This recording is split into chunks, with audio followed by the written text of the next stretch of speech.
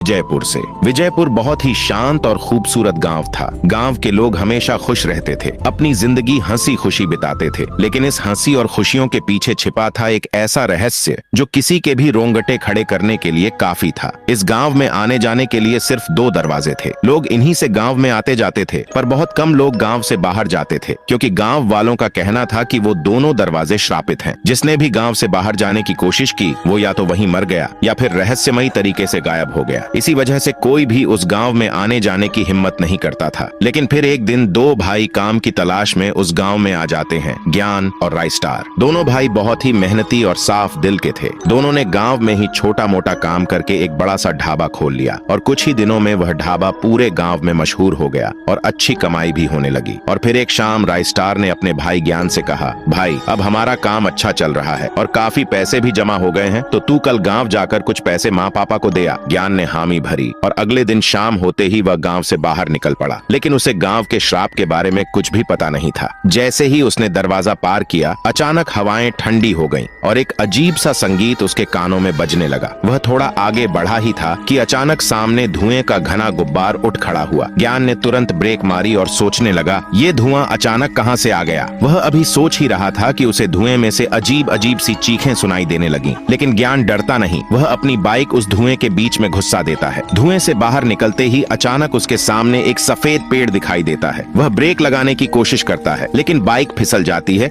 और पेड़ से जा टकराती है। एक जोरदार धमाका होता है और उसी धमाके में ज्ञान की मौत हो जाती है। अगले दिन जैसे ही राइस्टार अपनी दुकान खोलने के लिए घर से बाहर आता है, वह देखता है कि पूरे गांव में अजीब सी अफरा-तफरी मची हुई है। वह तुरंत एक आदमी को रोकता है और पूछता है, भाई ये क्या हो रहा है और गांव में ये अजीब सी हलचल कैसी है। वह आदमी कांपती आवाज में बोलता है, क्या बताऊं राय भाई, लगता है फिर कल किसी ने गांव के बाहर जाने की कोशिश की है। उसी की लाश गांव के बाहर पड़ी है और उसी की वजह से ये हलचल पूरे गांव में मची हुई है। ये सब सुनकर राइस्टार के पैरों तले जमीन खिसक जाती है। वह सोचने लगता है, कल मेरा भाई गांव के बाहर गया था, कहीं ये वही तो नहीं। वह तुरंत गांव के बाहर की ओर दौड़ पड़ता है और जैसे ही वहां पहुंचकर देखता है तो भीड़ पहले से ही जमा होती है। वह पास जाकर देखता है, वहां किसी और की नहीं बल्कि उसके भाई ज्ञान की लाश होती है। राइस्टार वहीं घुटनों के बल गिर पड़ता है और फूट फूट कर रोने लगता है और चिल्लाते हुए कहता है, कैसे लोग हो तुम, मेरा भाई यहाँ मरा पड़ा है और तुम सब चुपचाप खड़े होकर तमाशा देख रहे हो। लेकिन किसी ने कोई जवाब नहीं दिया। और फिर अगले दिन शाम होते ही राइस्टार अपने भाई का अंतिम संस्कार करते हुए फूट फूट कर रोता है। रोते रोते वह मिट्टी पकड़कर कहता है, भाई मैं तेरी मौत के इस रहस्य का पता जरूर लगाऊंगा, चाहे इसके लिए मुझे अपनी जान ही क्यों न देनी पड़े। और फिर अगले दिन